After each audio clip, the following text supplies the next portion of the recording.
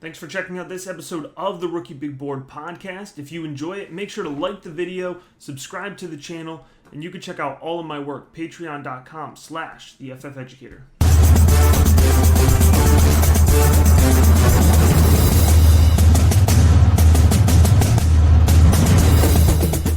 Very excited for this episode here. What we're going to be doing, it's actually going to be a two-part episode. It's going to be a little bit longer than we usually have it, but I'm very excited for it. What we're going to do here is we're going to take an early look at the 2022 quarterback class, calling it my early evaluation of the class. I'm going to give you an overview of the 6 quarterbacks that I think are really going to define the class, or at least the 6 guys that are currently defining the class for fantasy football purposes. I'm going to give you my initial preliminary tape evaluation overview of those 6 guys. I'm going to then go ahead and show you a comparison between those 6 guys and the main quarterbacks coming out of the last 2 draft classes so you can get a relative comparative value to it.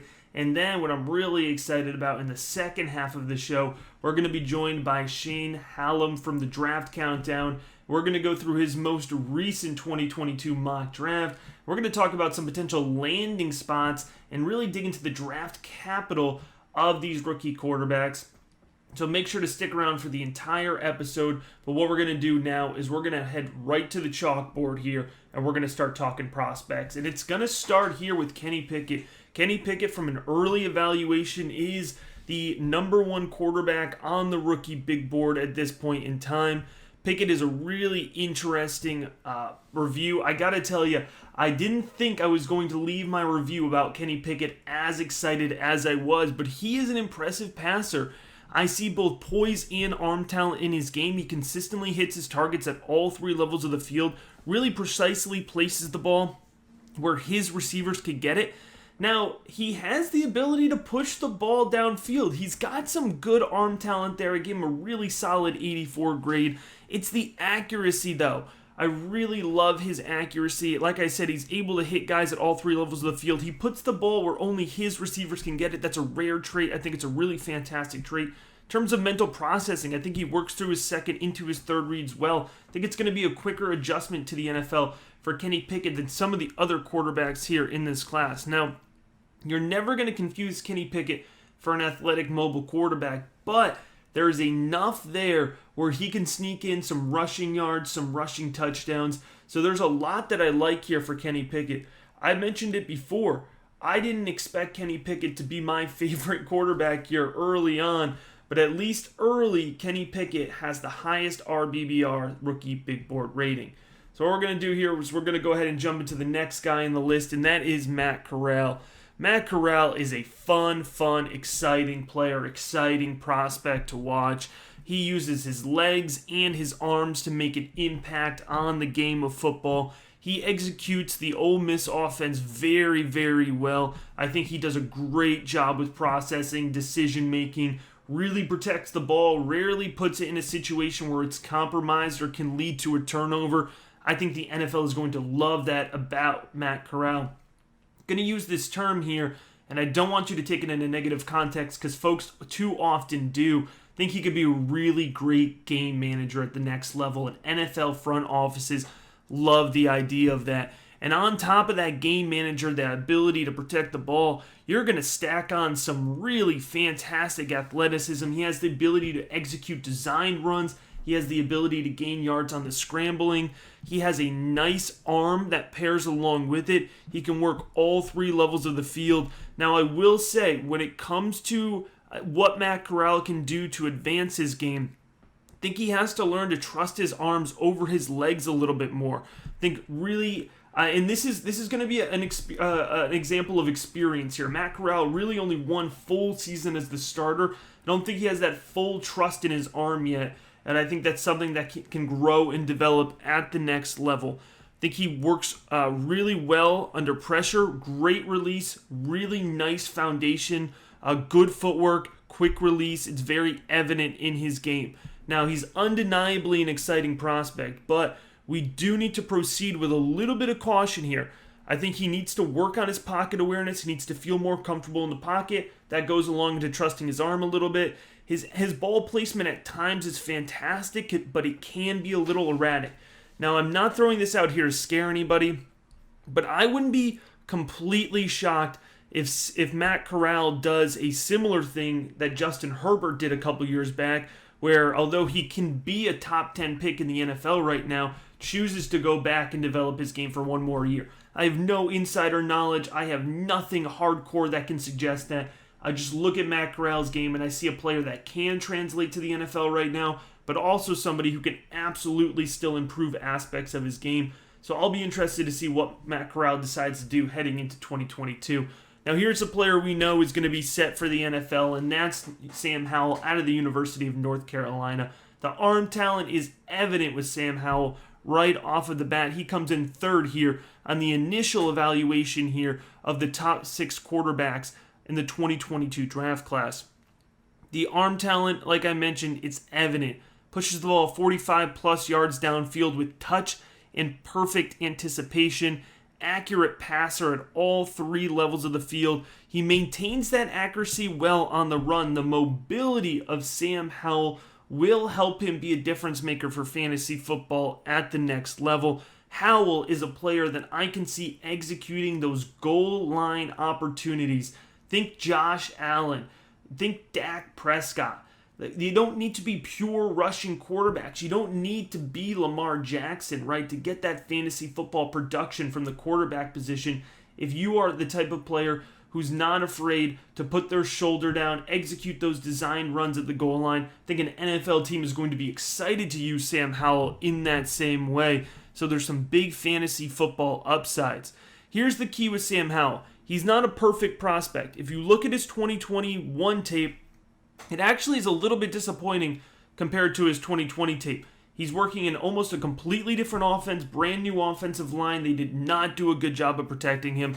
And so there's absolute questions with Sam Howell about his mental processing, about his ability to stay in the pocket. Some questions around the consistency of his accuracy. His accuracy in 2020 tape actually looked a lot better than 2021 tape. But here's the bottom line when it comes to the evaluation of Sam Howell. Arm talent, mobility and athleticism, mechanics, the areas that he hits are areas that weigh heavy in the rookie big board rating because they're areas that have proven, those traits have proven to translate better for fantasy football specific purposes. And remember, that is what the rookie big board is all about. So although there's question marks around Sam Howell, there's a lot of reason to be excited about it. And so Sam Howell comes in at number 3 with an 8.1 RBBR. We're going to dig into that a little bit more. He's actually tied with our next guy, and that is Malik Willis. Now, Malik Willis is a much more raw prospect. There's going to be a lot of boom here with Malik Willis, but if you draft him, I'm going to tell you this now, and this is going to be the narrative moving forward.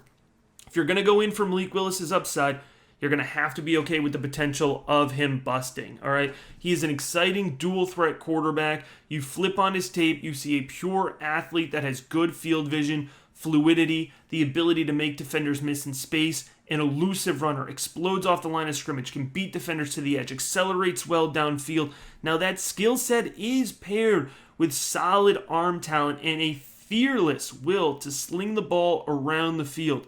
He can be accurate while throwing the ball on the run, but lacks the consistency in his ball placement. So his athleticism is a 95. That is huge. That is a heavy weight in the rookie big board. But it's not just his athleticism. I want to be clear here. Malik Willis is a gunslinger. The NFL likes gunslingers. He's got great arm talent there to be able to translate to the next level. And if he can hone in that accuracy, he would not be the first less than perfectly accurate quarterback in college to translate and improve at the next level. I think there's a lot of reason to be excited about Malik Willis.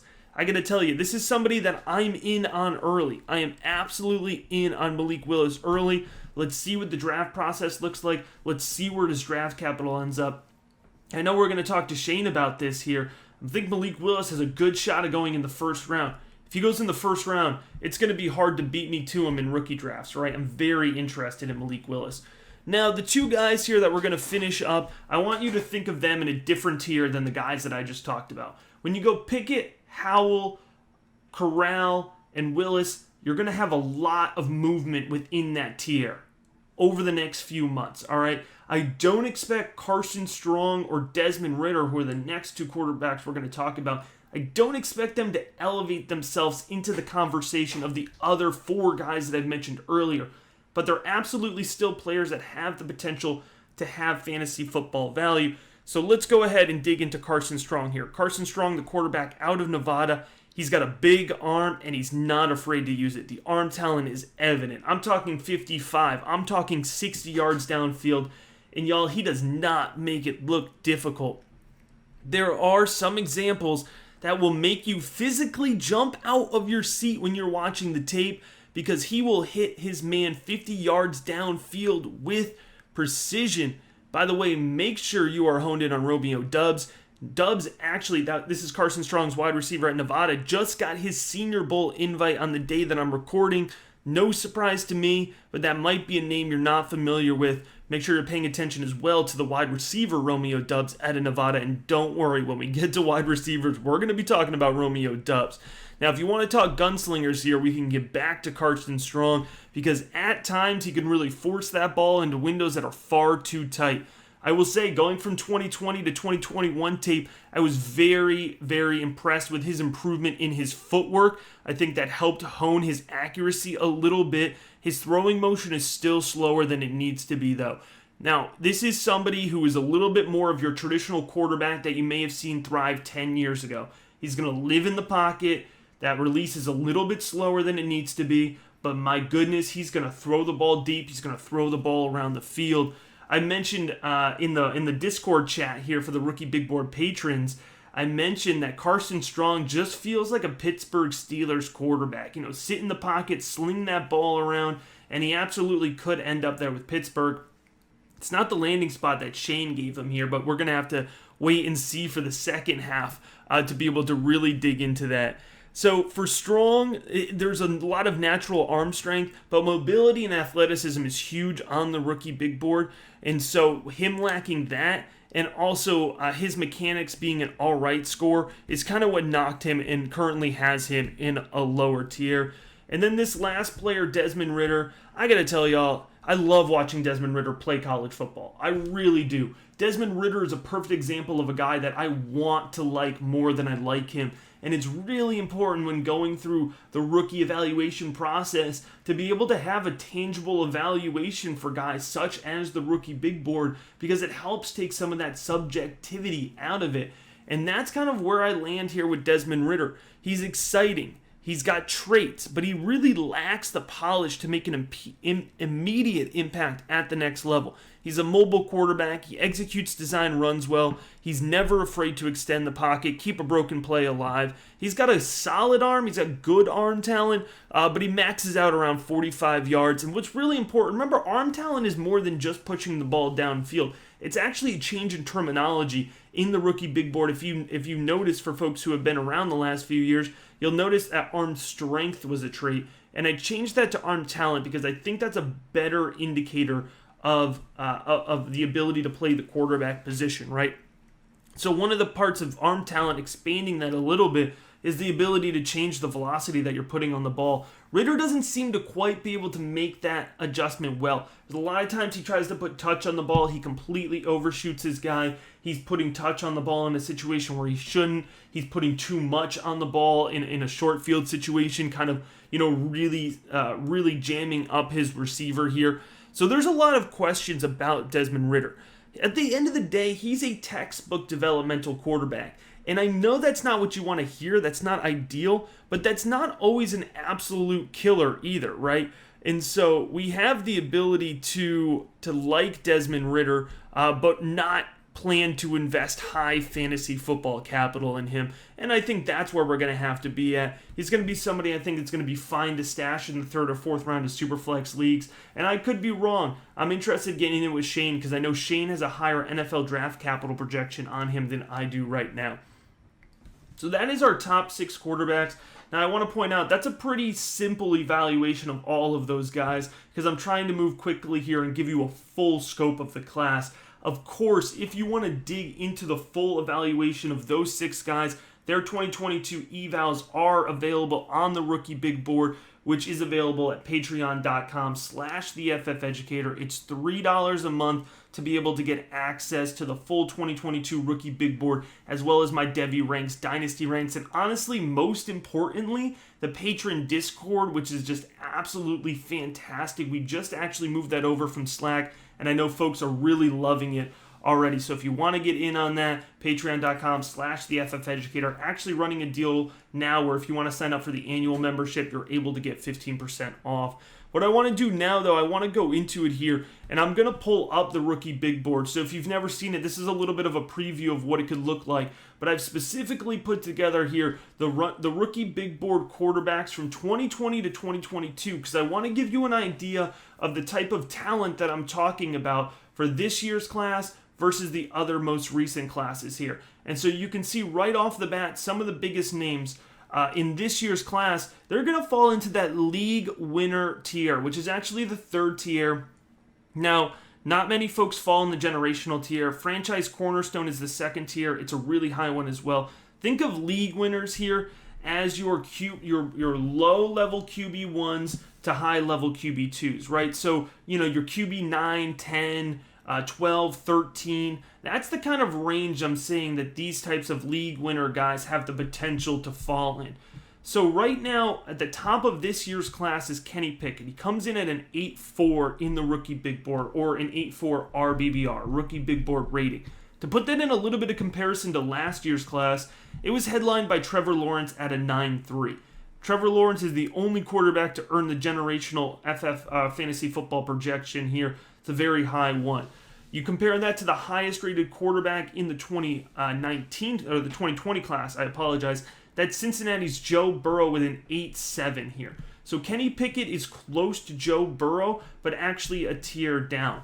If you look at it currently, the highest quarterback in this year's class, again being Kenny Pickett, is below Trevor Lawrence, Justin Fields, Joe Burrow, Tua Tagovailoa, and Justin Herbert. So he's coming in below some of the top guys from the last couple years' quarterback classes. Now, again, I want to remind you, the RBBR is going to fluctuate significantly here over the next few months, but at least currently sitting, that's where Kenny Pickett, the top guy in the class, falls. Now, sneak in Trey Lance there at 8.3, just below Kenny Pickett and just above Matt Corral, who's at an 8.2, then Malik Willis at 8.1 and Sam Howell at 8.1 as well. And then we get into Zach Wilson at a 7.9. So if you want to just conceptualize the class right now, at least where they evaluate early on for me, think of them as a sandwich in between Trey Lance and Zach Wilson from last year. Keep in mind when doing this evaluation, I'm a little bit lower on Zach Wilson. I was consistently lower on Zach Wilson than most folks, and I was a little bit higher on Trey Lance than most folks last year. So if you haven't been around for the full last couple of years, you can kind of sandwich these guys contextually. And it fits into what I've been saying about this 2022 class. If you didn't see the last episode here about why you should be buying 2022 draft picks, I encourage you to go back and check out that video, because I dug into this same concept, right? This 2022 class, I think, is going to be a really good class for adding depth, for adding some starters to your fantasy football roster. It might just not be the type of players like your Justin Fields or your Joe Burrows or your Justin Herberts, which does not mean you shouldn't be invested and excited and into this 2022 class. You look at it, there's some guys having success right now. Carson Strong, I still have graded slightly above Mac Jones and Jalen Hurts. Now, I want to point out here that the evaluation that I'm showing you right now is the evaluation that I had immediately of these players after their draft, right? So it's not adjusted for recent performance. Mac Jones and Jalen Hurts are two guys whose RBBRs have certainly gone up. But this is just to give you a little bit of an idea of how this year's class I'm projecting will compare to the quarterbacks here of the last couple classes based on my evaluations of them immediately following the year they were drafted, so immediately following their individual NFL drafts. Okay, so that's the first half of our episode here, a little bit of an overview of each of the 6 quarterbacks, also compared with how they shape up compared to the last 2 quarterback classes. So what we're going to do now here is we're going to transition. we're going to be welcoming in Shane Hallam of NFL Draft Countdown. Shane is a good friend of mine, an absolute fantastic NFL draft mind, and I'm really excited to have him jump on here because we're going to talk through some potential landing spots and dig into the NFL draft capital of the 6 quarterbacks here that I've just run through. All right, here, and now we have Shane joining us. I'm very excited. Shane, a good friend, produces excellent NFL draft content with Draft Countdown, which is a fantastic website. We're going to be talking through an article that Shane just dropped, but as well, there is the Draft Countdown podcast, which I encourage you to check out. I am subscribed to it, listening into Shane, and also does great work with the Devy Marketplace with my buddy Kane as well. Shane, thanks so much for joining us. Oh, thanks for having me, Matt. It's always nice to talk prospects and always nice talking with you, so I'm excited. Yeah, absolutely. So what we're going to do here, we got a little bit of an overview in the first half of the episode on my impressions of the prospects, but it's not all about me. I like to pull in the best minds here and kind of compare the type of analysis that I'm putting out here. So what we're going to do, we're going to work through Shane's most recent 2022 mock draft, and I encourage you to head on over to Draft Countdown to check out the full mock draft. I'll put the article link in the episode description as well, so you can jump right to it from this video.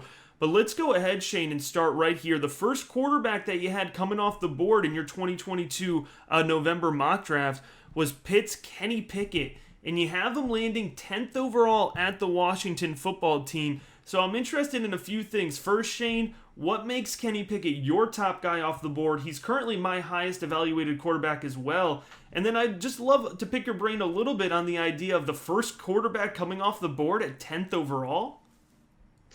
So I think Kenny Pickett is probably who the NFL has up there as the QB1 right now. And I have him as my QB3. But I mean, I think it's razor thin between, a lot of these players. And I think what he's shown this year, just the ability to throw on the run, the outside throws, the zip, and teams like that experience. They like that he's been a starter for a long time. He's been, working with an offensive QB coach, which is the offensive coordinator there at Pitt. Everything kind of lines up, I think, for him to be a high pick. And I think this offseason will be kind to him. I think he'll probably go to the Senior Bowl. He accepted an invite last year and went back to school. He's going to be the best throwing quarterback there at the very least.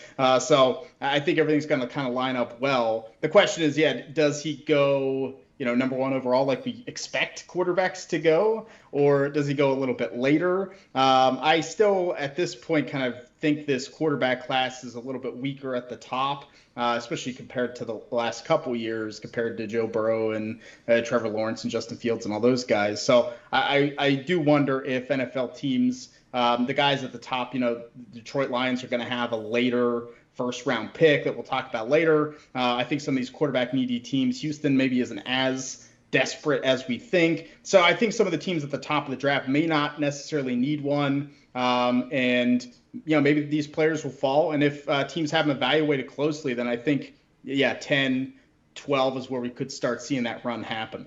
Yeah, Shane, I think that's a really great point. One of the real points of emphasis here that I try to get across on the Rookie Big Board, because in this show, I like to make it as much about the process as possible. So I think you hit on a big thing. Kenny Pickett right now is at 10, but as we get to the Senior Bowl, as we get to the Combine, teams start to be able to sit down one-on-one. It only takes one team to fall in love with Kenny Pickett, right? And so I don't think 1 is necessarily in the projection for a quarterback because there's so much defensive talent at the top here, but I think 5 to 10 is probably the sweet spot. So let's go ahead and transition here to somebody who I think is the most exciting player in college football this year. I know there's a few that could lay claim to it, but you have Matt Corral coming off the board here to Denver at 14. So talk to me a little bit about how you might envision Matt Corral matching up with those weapons. Because if we're talking fantasy football, I think that gets some people pretty excited.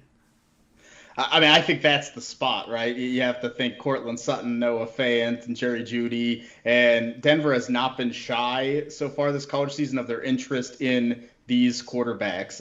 George Patton, the Denver GM, went to the Mississippi Liberty game. Watched those top two prospects. He went to the Pitt, North Carolina game. So he's been to every game. Like, you're not going to Mississippi Liberty to watch the Liberty defensive line, okay? So I think we know where they're kind of focused in on. So I'd be pretty surprised if we don't see them address the position again in some way. And Corral's my QB1, like I said, pretty close to the next couple players. But I just love that lightning quick release. And you see him in that, in that offense in Mississippi. And he has some good weapons there, and how they kind of utilize them with some of the quick passing. I think that's what we would see in Denver, with the tight end, with a guy like Judy, who's a really good route runner. I think you could see the quick passing to get those safeties up. And then he has the deep field accuracy, I think, to hit a guy like Cortland Sutton down the field. I don't see another better landing spot for Matt Corral in Denver. It's kind of the dream, and the value lined up, and I was like, I think they'd pull the trigger here. Mike, I think it's the dream for everybody. You think the Jerry Jeudy managers would have to be absolutely stoked. I think the Javonte Williams owners would be excited as well, right? Because it's just a more dynamic offense. And I got to tell you, Shane, I don't know if you were just going for the Denver Broncos, the old school baby blue to let Matt Corral keep wearing the sissy blues, So I like that pairing as well, as somebody who gets probably too into the uniforms and the helmets. I think this next guy, Shane, is somebody that folks are not quite ready to be all in on yet. But I got to tell you, I watched his tape. I'm fired up about Malik Willis. I think there's some real potential for him to be a difference maker at the next level. He's the third quarterback coming off your board here in this 2022 mock draft, again available at Draft Countdown, and you have him going at 20 to the New Orleans Saints. He's a tough evaluation, I think, because you see in the modern NFL exactly what he brings to the table. There's no one with those high-end traits of being the athlete to run the football. He could take off. He's really good at rolling out. He's good at throwing on the run, and he has the big arm. It's kind of the two things. Like, if we can match those things, that you have a prospect that could be a top 5 quarterback in the NFL. So I think the question's going to be, he's got a little slower release. He makes some bad decisions. Liberty is not exactly a powerhouse, and he's struggled when there's pressure and his pocket awareness. So, I think there's just how do teams kind of manage that? Do they think, a lot of teams sometimes see those kind of players and think, well, I can fix all those other things. I can't draft a guy and make him run a 4.4. So I'm interested to see where he could go. I mean, he could go number 1 overall. He could go 32. I think he's going to go in the first, but I think it could be anywhere. And to me, I see New Orleans, where Taysom Hill, that kind of experiment seems like Sean Payton's kind of ending it here, with Trevor Siemian starting. But Sean Payton always thinks he's the smartest guy in the room. I think he always wants to feel like, I could take this player, I can do this thing that no one else is doing and make it work really well and show that I'm the best. I think Malik Willis is the ultimate test of that. I think they would be all in if they have a chance to take him. Yeah, that's really fantastic. I'm glad you brought that up. Head coaches are traditionally arrogant when it comes to developing talent, right? Most coaches think they can be the ones that unlock any player. But I think what's really helpful, Shane, is exactly what you said. He could go number 1 overall. He could go 32 overall. But when it comes to projecting for fantasy football success, one of the things that's so difficult to nail early on is opportunity, right, at the next level. And early on this, in November, I use projected draft capital to help give an idea of potential opportunity. And so for Malik Willis, somebody who's going to come across as a little bit more boom or bust, having a good idea that they're at least going to get a good shot at getting on the field and being an NFL starter. If they get drafted round 1, they're going to be an NFL starter unless your name is Jordan Love, right? And even he might get a shot at some point. So it's encouraging that if you are somebody who is in on Malik Willis early, that he's at least going to get a shot. And honestly, for quarterbacks translating for fantasy football, having one get their shot is about as good as we can hope for at any level, right?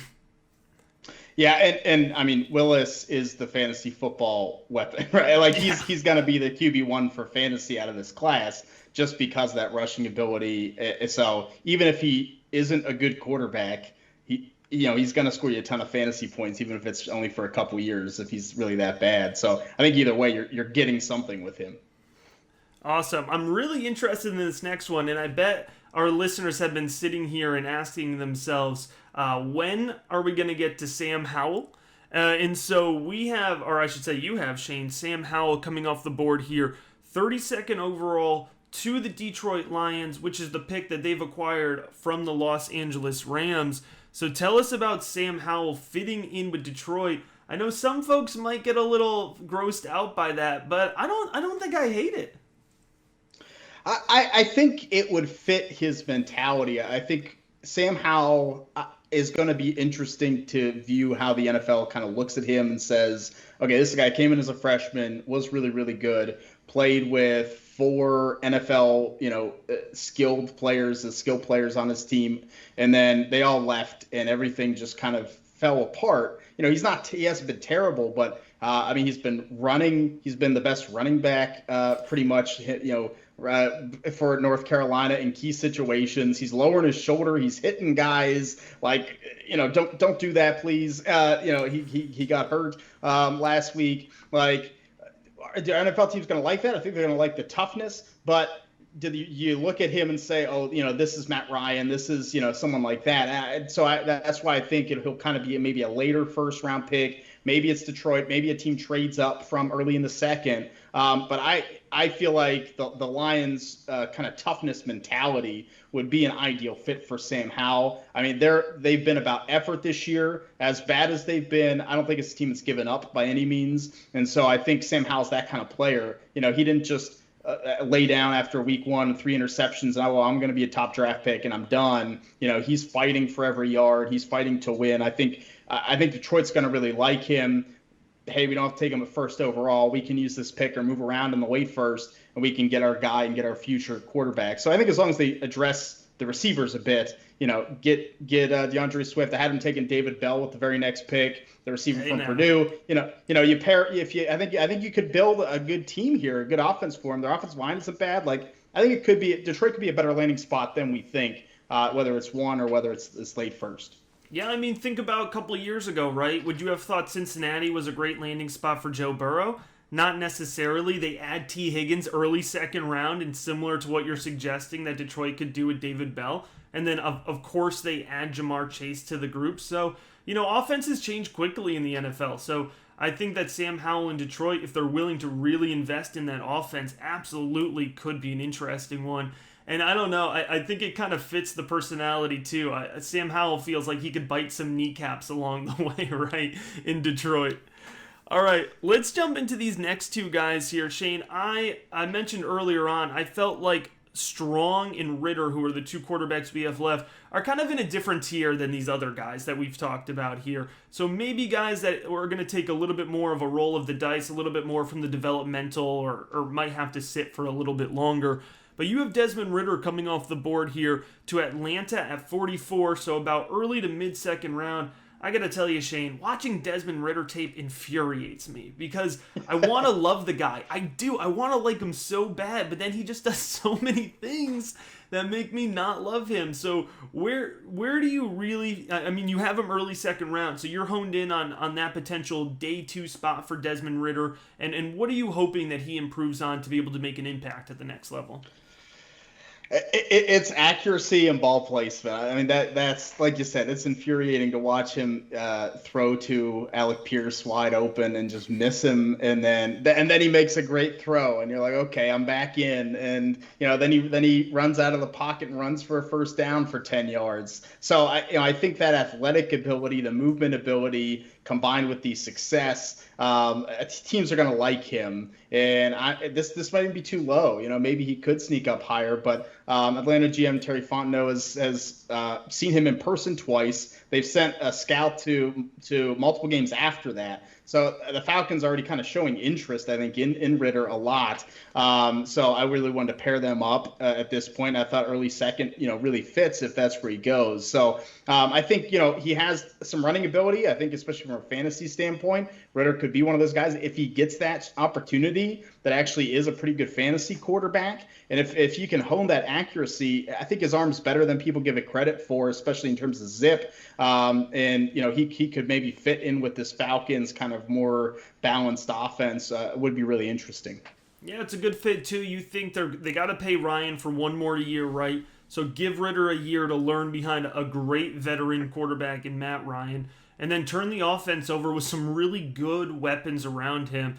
I think it's a really good call. And Shane, one of the things, and it's not going to skyrocket him from 44 to the first overall pick, but momentum is a thing. If Cincinnati can slide into this college football playoff, like I think they should, if they can slide in there and Ridder shows up and he plays well against Georgia, we know Cincinnati likes to show up against Georgia in the postseason, right?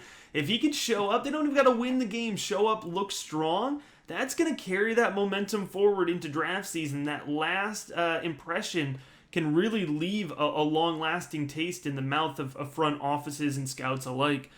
All right, we have one more guy laid out here, and then I'm going to pick your brain a little bit more on maybe some quarterbacks that aren't on the list. But the last guy on our list here is Carson Strong out of Nevada. And you have him going here round 4, a day 2 snub here, Shane. 104 to the Carolina Panthers. Tell me what puts Carson Strong in early day 3 territory for you, as opposed to day 2. That's where I'm currently projecting him, but, we're in a similar ballpark. I think Strong. I understand why people really like him. You have the arm, you have the successful numbers, and he's carried that offense with some great weapons as well for a while. And I think the talking point of a lack of mobility and pocket presence is true. I don't need my quarterback to run. I don't need him to be Malik Willis. I need him to be Kenny Pickett. Like that's enough for me. And Carson Strong isn't that for sure. I think the other thing is there's some medical issues with his leg and potentially with a bone in his leg that might limit his career to only a couple years. And so then it's, well, do you make an investment in this quarterback that might not have a 10-year career, might not even make it through, one contract, where that to me that's kind of a day 3 pick. You take that flyer ultimately. So I don't know. I think he could go day 2. I think if the medical checks out, then a team could definitely take that, especially some of these old school mentality teams that are going to like the arm that he brings to the table. But I think early day 3, just outside of the top 100 is kind of where I feel comfortable right now. Awesome. So those are the 6 guys that I had talked about, previewed for fantasy football purposes. But certainly 6 players do not make a quarterback class. And as we get through here, December, January is when I'll start digging into some of these guys further down in the quarterback class. But I'm interested to know off the top, Shane, is there a particular quarterback that you really like that's not on this list here? Maybe somebody who could be a riser or just somebody who's been kind of tearing it up this year? It's tough because I think there's a lot of guys I like that I don't think will declare. Grayson McCall, Coastal Carolina, Sam Hartman, Wake Forest, maybe Phil Jurkovic, Boston College. I think after that it's probably Bailey Zappe, the quarterback from Western Kentucky, who's putting up monster numbers this year. The transfer from Houston Baptist coming in with his offensive coordinator, and he's really, really accurate. Like he throws a pretty ball. He's not going to be maybe an NFL starter, but I think he's one of those quarterbacks that I'm going to look at when I'm in some, you and I are in some super deep leagues where there's no waivers. Like you have all the backup quarterbacks taken. Like he's going to be a guy that I want because I think he's one of those players that if he gets in, if there's an injury, he has to play. I think Bailey Zappe is going to be one of the better backups in the NFL and can perform. So he's a player. I'm excited. He's going to the Senior Bowl. He accepted an invite. I'm excited to see him, up against Kenny Pickett, Malik Willis, and these kind of guys, Desmond Ridder, see if he can match up with them. Yeah, for those who might not be familiar, Bailey Zappe, 0-star recruit playing at Houston Baptist, transfers to Western Kentucky when his offensive coordinator heads over there to the Hilltoppers, and he's just absolutely tearing it up, leading the country in passing yards and passing touchdowns. I think 2 years from now, Shane, some starting quarterback's going to go down. Bailey Zappe is going to get into the game, and it's going to be the next Minshew Mania, Mike White legend type hype. I don't know if it'll last long term for fantasy football, but Bailey Zappe is going to have an impact at some point, and it's going to be really fun for us. So I'm really glad you brought up that name. Shane, one thing I just got to throw out there, I know you're a Steelers guy. I could see the terrible towel in the background. Do you see Pittsburgh going after the quarterback position here? It could happen. I put it maybe 40%. Like if guys are sitting there, I think they will go with Mason Rudolph next year as the starter for better or probably for worse. But I think it's possible they draft someone and kind of pull what San Francisco is and sit them and, kind of do that long-term thing. They've definitely been interested, but and so many teams need a quarterback, and Pittsburgh's going to have a lot of needs. So I wish they would, but unfortunately, I think they're probably going to pass till way later than I want them to. All right. Well, Shane, thank you so much for joining, giving the draft insider here perspective here for somebody who really focuses on the NFL draft, giving us an idea of draft capital, which equals opportunity, which equals fantasy football value. Again, Shane is at Draft Countdown on Twitter at Shane P. Hallam, Hallam. Draft Countdown, the website, as well as the podcast, and I will put the article here in the episode description, so right after you finish this video, you can jump on over, check out the full 2022 mock draft. Then you're just going to want to bookmark that page here and keep coming back, because Shane, you are producing content like wild. It's a new mock draft or article pretty much every day. Anything in particular you want to give a shout out to that's coming up? I'm doing a freshman series this week, the offense, and next week the defense. I think the offensive one dropped today when we're recording this, so that's always good. Yeah, we've posted something new every day since week 0 of the college football season, so since August. I love it. I absolutely love it. Shane, thank you again for joining us. As always, thank you for listening into the episode. If you're watching the video, make sure to give it a like, subscribe to the channel. Lots and lots of NFL draft content, rookie content coming at you here over the next few months.